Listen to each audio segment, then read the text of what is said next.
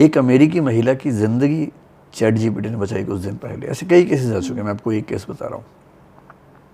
अच्छा, इस पॉडकास्ट के बहाने थोड़ा एआई की अवेयरनेस ही बढ़ जाएगी। हाँ, मतलब सबसे पहले तो मेरे साथ ही हो रहा है। मैं इतनी विरोधी बनी बैठी हुई।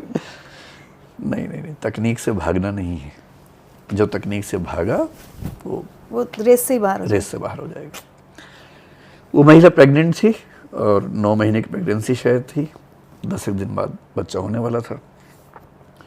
वो चैट जीपीटी के साथ खेल रही थी, मतलब बोरियत है तो वैसे उससे बात कर रही थी, शायद ऑडियो चैट कर रही थी। उसने कहा, चैट जीपीटी मुझे पेट में दर्द हो रहा है, शायद पेट में कुछ था, मुझे एग्जैक्ट केस ध्यान नहीं है, सार पता है।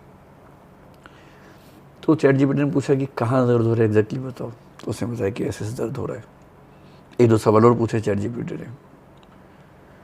उसके बाद पता क्या कहा, कैपिटल लेटर्स में लिख के और तेज आवाज में बोल के कि 1 सेकंड भी गंवाए बिना तुरंत एम्बुलेंस को फोन करो। जबकि उसके हिसाब से वो एकदम ठीक थी। उसको पहले लगा कि मजाक हो रहा है। चैट जीपीटी ने फिर कहा, 1 सेकंड में मत गंवाओ, जान जा सकती है तुम्हारी। उसने इमरजेंसी में फ़ोन किया, एम्बुलेंस आई, ले गई, ऑपरेशन हुआ, बच्चा हुआ। डॉक्टर्स ने बताया कि अगर आप आधा घंटा लेट हो जाती आपकी डेथ हो जाती। मेरा एक दोस्त बहुत अच्छा, अभी कुछ दिन पहले फादर बना है, उसकी वाइफ को कुछ कॉम्प्लिकेशंस थी, डॉक्टर के पास गए, बहुत सारे टेस्ट हुए। डाउट ये था कि अब प्रिस्क्रिप्शन प्राइवेट हॉस्पिटल में डर भी लगता है कहीं बिना वक्त की दवाई ना हो, बिना वक्त के टेस्ट ना हो रहा हो। जो रिपोर्ट्स आई चैट जीपीटी पे अपलोड कर दी और पूछा कि इसके बेस पर क्या सलाह आप देंगे। पूरी उसने समरी बताई रिपोर्ट की और उसके बाद बताया कि आपके प्रिस्क्रिप्शंस ये हैं, 5 चीज़ें बताई।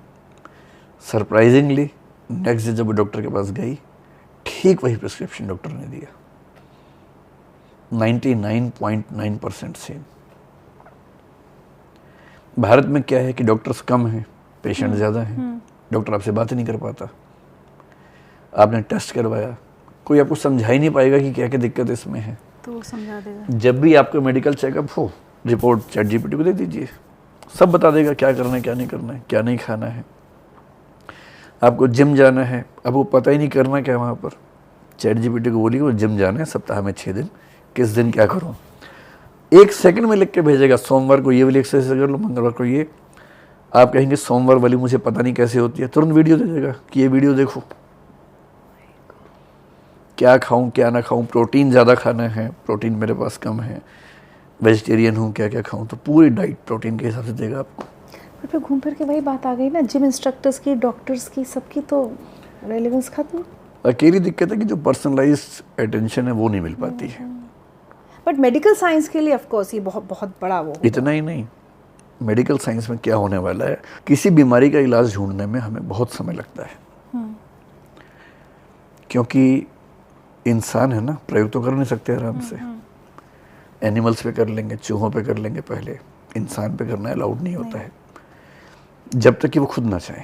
और कोई अगर ऐसी सिचुएशन में है कि मरने वाला है और एक दवाई आई है तो वो चाहता है कि उस पर ट्राई हो जाए, तो होता है। अब प्रोटीन्स के निर्माण में या बीमारियों के इलाज के लिए जो टेस्टिंग करनी है, सिमुलेटेड टेस्टिंग आजकल करते हैं कि आपने एक नकली ह्यूमन बीइंग का स्ट्रक्चर बना लिया कंप्यूटर में, उस पे दवाई का प्रयोग करके देख रहे हैं। ये तब संभव होगा जब आप ह्यूमन बीइंग पूरे जीनोम तो हम कर चुके हैं स्टडी, ऑलमोस्ट पूरा स्ट्रक्चर हमारे कंप्यूटर्स में हो, और जब भी एक नया एलिमेंट आएगा तो हर एलिमेंट एक एक कोशिका पर क्या प्रभाव डालेगा इसको हम समझ सके। इसको समझने के लिए जितनी प्रोसेसिंग चाहिए, जितना डेटा चाहिए, अभी तक के सुपर कंप्यूटर्स बना नहीं पा रहे हैं, बहुत मुश्किल काम है। कुछ दिन पहले एक नया सिस्टम बना, क्वांटम कंप्यूटर, मतलब बन तो कुछ दिन पहले गया था, 20 साल से बात चल रही है। अभी गूगल ने एक चिप ईजाद की है, मुश्किल से 3-4 महीने पहले की बात है, जो क्वांटम पे काम करती है। जैसे आपने वो सुना होगा ना कि बिट्स और बाइट्स होते हैं नॉर्मल कंप्यूटर्स में, इसमें क्यूबिट्स होते हैं। उसकी क्षमता ऐसी है कि जितना काम दुनिया का सबसे बड़ा सुपर कंप्यूटर 10,000 साल में करता, उतना काम ये क्वांटम कंप्यूटर जो आया है ये करेगा 5 मिनट में। अच्छा, दुनिया का सबसे बड़ा सुपर कंप्यूटर 10,000 साल में करता, उतना ही 5 मिनट में करेगा। अब क्वांटम कंप्यूटर्स की गति और एफिशिएंसी और बढ़ेगी अगले सालों में, क्योंकि एआई के लिए बहुत बहुत बड़ी क्षमता डेटा की चाहिए होती है, प्रोसेसिंग बहुत फास्ट चाहिए। अभी सारा संकट आप देखेंगे अमेरिका चाइना में जीपीयूज का झगड़ा है। जीपीयू होता है ग्राफिक प्रोसेसिंग यूनिट बोलते हैं, जिसके पास जीपीयूज ज़्यादा हैं एआई में बादशाहत उसकी रहेगी। जीपीयूज दुनिया में सबसे बड़ी कंपनी जो बनाती है, जिसका अभी शेयर कल परसों फिर बहुत बढ़ गया है, एनवीडिया। एनवीडिया इस समय दुनिया की सबसे बड़ी कंपनी कल फिर बन गई है, क्योंकि जीपीयूज बनाती है, और जीपीयूज बनाने में कोई और देश आसपास भी नहीं है। अच्छा, ट्रंप साहब का आदेश है कि जीपीयूज चाइना को नहीं जाने चाहिए, ताकि चाइना एआई में पीछे रह जाए। चाइना अपने जीपीयूज पे काम कर रहा है। क्वांटम कंप्यूटिंग जिस दिन आएगी, जब क्वांटम चिप्स आएंगी, वो जीपीयूज से बहुत आगे की चीज़ें हैं। 10-20 साल में सब चेंज होने वाला है। और जो मैं कहना चाह रहा हूँ, एक दवाई डेवलप करने में अगर पहले हमें लगते थे, मान लीजिए 30 साल, 50 साल, 70 साल, जैसे कैंसर है, इलाज नहीं ढूंढ पा रहे अभी हैं तक लोग। भी कहाँ ठीक से है। डायबिटीज़ का पूरा इलाज नहीं ढूंढ पा रहे हैं। जो काम 100 साल में होता था, शायद आज से 15-20 साल के बाद वो मुश्किल से 6 महीने में हो जाएगा। ऐसे दवाइयाँ बनेंगी। इतना ही नहीं, मान लीजिए एक्स को भी डायबिटीज़ है, वाई को भी डायबिटीज़ है, इन दोनों की दवाइयाँ भी अलग अलग बनेंगी, क्योंकि एक्स के पूरे बॉडी स्ट्रक्चर को स्टडी करने की ताकत ये क्वांटम कंप्यूटिंग प्लस एआई में है। दुनिया का कोई डॉक्टर सोच भी नहीं सकता, 50,000 डॉक्टर मिलके भी नहीं सोच पाएंगे जितना एआई प्लस क्वांटम कंप्यूटर अगले 15-20 साल में सोचेंगे। आप सोचिए कि आप जाएं डॉक्टर के पास, आपका एक टेस्ट हो और आपके लिए कस्टमाइज दवाई बन के निकले। किसी का हाथ टूट गया है, कस्टमाइज हाथ बन के निकल रहा है। ये सब अगले 15-20-25 साल में दिखेगा हमें। हम देख लेंगे अपने सामने होता है। हाँ, मतलब अगर हम लोग हैं इतना समय तो ऐसे तो ये सब हम देखेंगे, और ये एआई की वजह से होगा। AI plus quantum computing. But Bharat कहाँ है इसमें? भारत अभी बहुत पीछे है, बहुत ही पीछे है। स्टार्ट भी किया है हमने? स्टार्ट तो किया है, अभी सरकार ने इस पे काम किया है, एक फंड बनाया है और कोशिश भी कर रहे हैं। जीपीयूज बनाने की कोशिश भी हम कर रहे हैं। इस समय तो जीपीयू जो बनाएगा वो आगे रहेगा। भारत के लोग बहुत आगे हैं, अमेरिका में जाके, लंदन में जाके, यहाँ रह के यहाँ कम है। ये एक दुर्भाग्य है मुझे लगता है। अभी तो दुबई ने इस पे, बल्कि सऊदी ने इस पे बहुत इन्वेस्टमेंट्स किए हैं। चाइना एआई की रेस में सबसे आगे माना जाता है। अमेरिका और चाइना दोनों में कंपटीशन है। हर देश कोशिश कर रहा है, भारत अभी पीछे है। दुर्भाग्य की बात है, कोशिश करनी चाहिए। एक बात बताइए, आपकी इतनी बातें सुनकर मैं एकदम हिल गई हूँ। हिल गई। और आपके पर्सनल उसके में सोच रही थी, एक बच्चा जिसने कॉमर्स की पढ़ाई की, फिर आर्ट्स किया, फिर लॉ किया, फिर फिलॉसफी किया, और अब साइंस पर इतनी बातें बता रहा है हमको वो व्यक्ति। मुझे पढ़ाई करने से मोहब्बत है बेसिकली। मज़ा आता है साइंस में, टेक्नोलॉजी में, फिलॉसफी, लिटरेचर, संविधान। आप संविधान पे बात करेंगे तो मैं उतनी ही है ना, मतलब आराम से बात करूंगा, मेरा प्रिय विषय। बट हम लोग बचपन में कहावत सुनते थे, jack of all trades master of none. You seem to be master of every subject. नहीं, ऐसा नहीं है। मैं प्रिटेंड अच्छा कर लेता हूँ। अरे बोलने के लिए कंटेंट तो चाहिए, लेकिन बिना कंटेंट हुए कैसे प्रिटेंड कर लेंगे आप? हो सकता है, लेकिन मुझे शौक है। मैं अक्सर कहता हूँ कि जब मैं मरूं मेरे हाथ में किताब होनी चाहिए। अब तो खैर किताब नहीं, अब तो ग्रोक या चैट जीपीटी। माय गॉड, आज आपने मेरे अंदर, सही बता रही हूँ, इतना इंटरेस्ट डेवलप करा दिया कि अब मैं शायद एआई के बारे में पढ़ना शुरू करूँ या उसका इस्तेमाल शुरू करूँ। अगर मैं अगला स्टेप ये बताऊँ कि अगर आप चाहें तो आप बिना मेरे और आपके हुए भी हमारा पॉडकास्ट रिकॉर्ड कर सकती हैं। ये अभी संभव हो चुका है। मतलब यहाँ ना मैं बैठी हूँ ना आप बैठे हैं, कैसे? और कोई पहचान में नहीं पाएगा कि नकली है। क्या बात कर रहे हैं? ये संभव हो चुका है। भविष्य की बात नहीं कर रहा हूँ, वर्तमान की बात कर रहा हूँ। एआई, वो न्यूज़ रीडर्स, वो सब तो आ गए हैं। अंजना का वो बन गया है, वो देख के समझ में आता है कि उस पर काम होना बाकी है। लेकिन जो लेटेस्ट अभी तकनीकें हैं, अगर आप चाहेंगे तो मैं पॉडकास्ट के बाद दिखाऊंगा अपना एक वीडियो जो मैं नहीं हूँ। हाँ मेरा ही वीडियो है, पर वो मैं नहीं हूँ, हमारी टीम ने बनाया है। देखिए एक सेकंड, हमारी अपनी एआई टीम है, उस एआई टीम को मैंने 6 महीने पहले ये काम दिया कि मेरा एक वीडियो बनाओ जो मेरा ना हो। अच्छा आपकी एआई टीम भी है? हाँ हमारी टीम है, उन्होंने एक ही दिन में बना दिया। हमारी तो एक सिंपल ग्राफिक टीम नहीं बन पा रही। देखो दुनिया कहाँ चली गई है, एआई टीम। इस नई सीरीज में आप सबका स्वागत है। बहुत दिनों से बात चल रही थी कि एआई के बारे में कुछ बात हो। ये आप नहीं है? सोचने के बाद कई बार तो लगा कि ये विषय ठीक रहेगा या नहीं। ये मैं नहीं। और कंटेंट भी इसने खुद बनाया। इसको सिर्फ ये कहा गया कि एआई के बारे में कुछ सीरीज शुरू करनी है, हिंदी में बनाना है। कंटेंट बेस का है। मेरे एक वीडियो से ट्रेनिंग दी गई, उसने मेरी आवाज़ से कॉपी कर लिया, चेहरा कॉपी किया, ड्रेसिंग स्टाइल कॉपी कर लिया। और ये 6-9 महीने पहले का शायद है। अब तो चीज़ें और आगे बढ़ गई हैं बहुत ज़्यादा। But that brings me to the very important question, scams, फर्जीवाड़ा, फ्रॉड, ये अलग लेवल। हम अगर इसकी कल्पना नहीं कर पा रहे कि क्या काम हो सकता है, तो किस लेवल के अपराध हो सकते हैं? एकदम होंगे, कुछ करना पड़ेगा उसके लिए। उतनी हमारी आई थिंक हमारी पुलिसिंग उतनी वो है नहीं अभी। एक ट्रांजिशन पीरियड होता है। कल ही एक अपराध मैंने देखा, एक इंजीनियर था सिविल वर्क्स में, शायद उत्तर प्रदेश में, सड़क का ठेका मिला, एक पुलिया थी, उसने उसकी फ़ोटो खींची, चैट जीपीटी से कहा कि चैट जीपीटी यहाँ पर एक कंक्रीट की सड़क बना के दिखाओ। सड़क बना के दिखा दी, वो फ़ोटो भेज दी सरकार को, बिल पास हो गया, सड़क थी ही नहीं। ये सब होगा क्योंकि सरकार भी पहली बार देखेगी ऐसा हो गया, अब अगली बार से वो जाके देखेंगे। अभी तो छोटे मोटे साइबर फ्रॉड से नहीं जूझ पा रहे हैं हम लोग।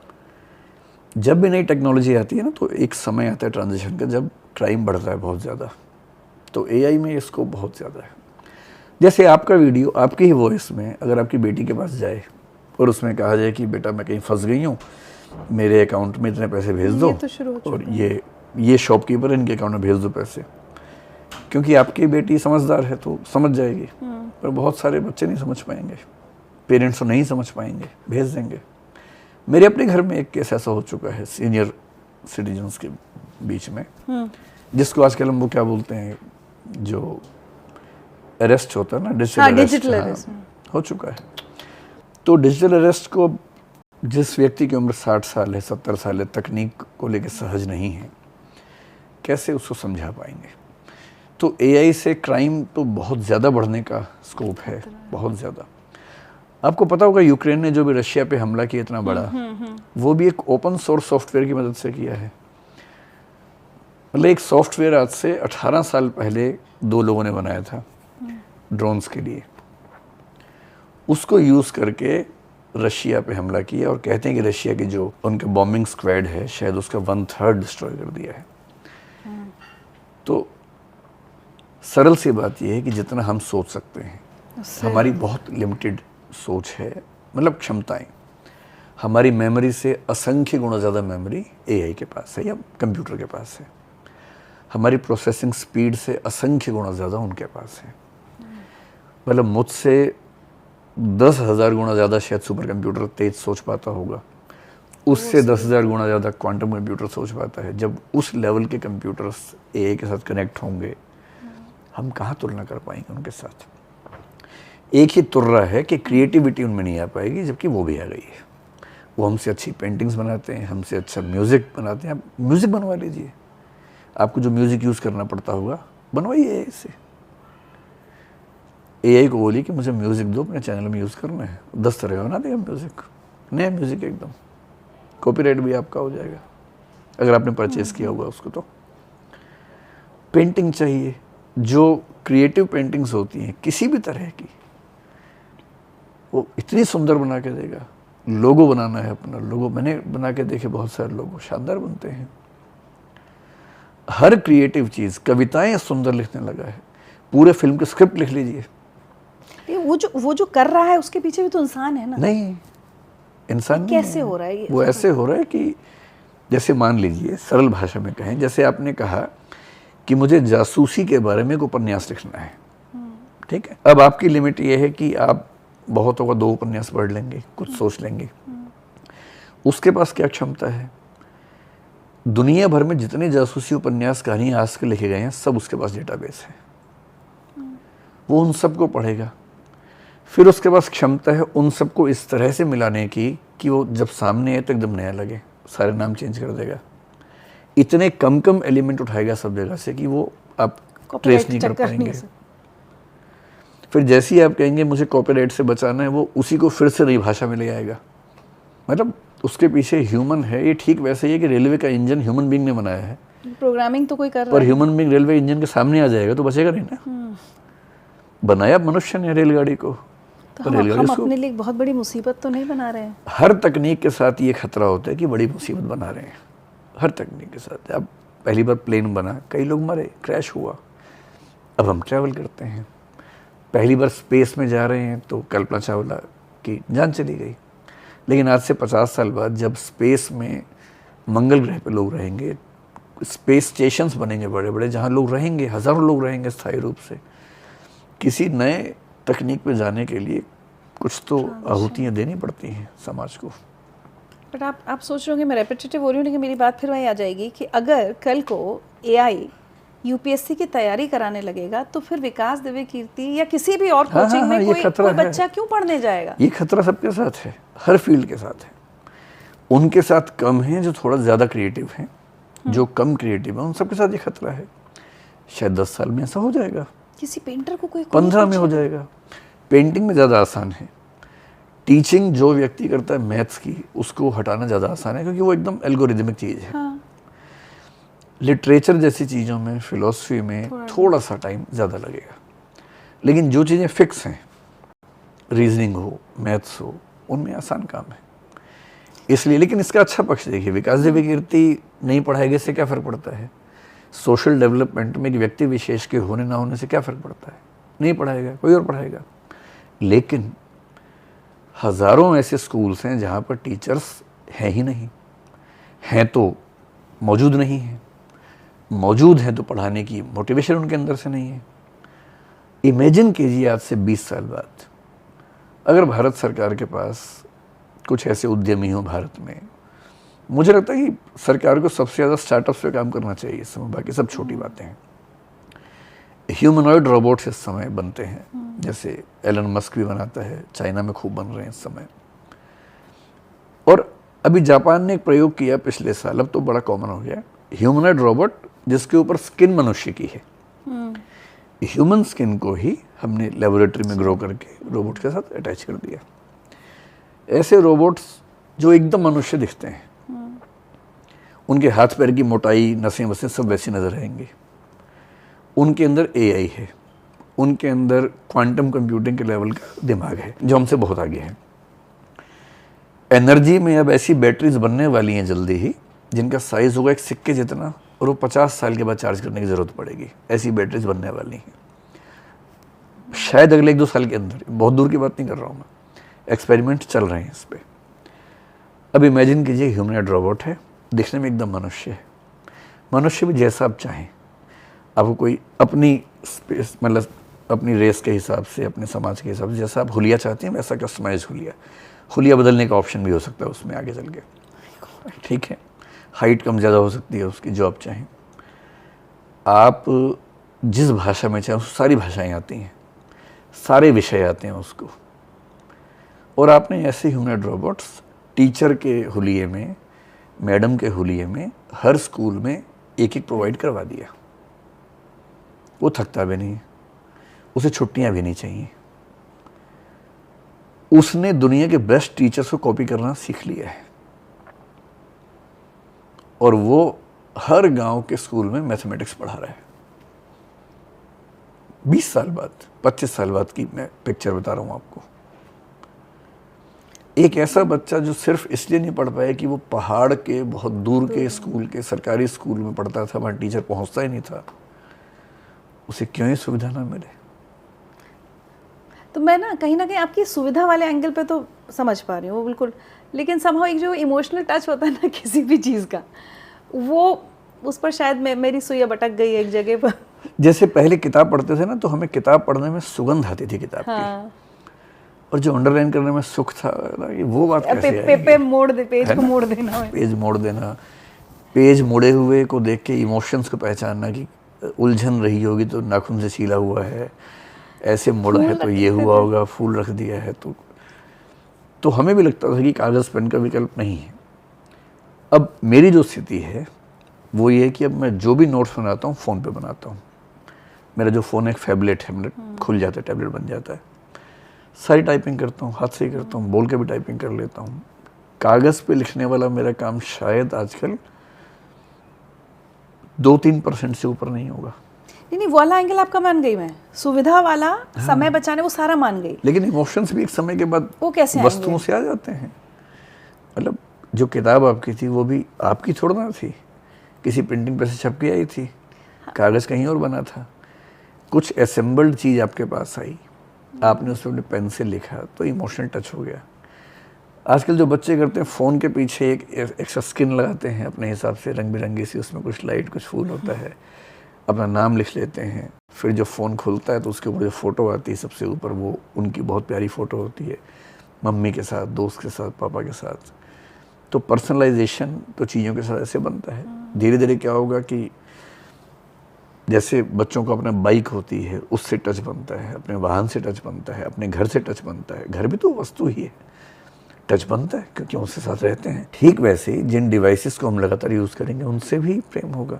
कल को आपके घर में रोबोट होगा मान लीजिए, तो उससे ये प्यार बहुत हो दूर जाएगा। की बात नहीं है, 10-15 साल के बाद की बात कर रहा हूँ। आपके घर में रोबोट होगा।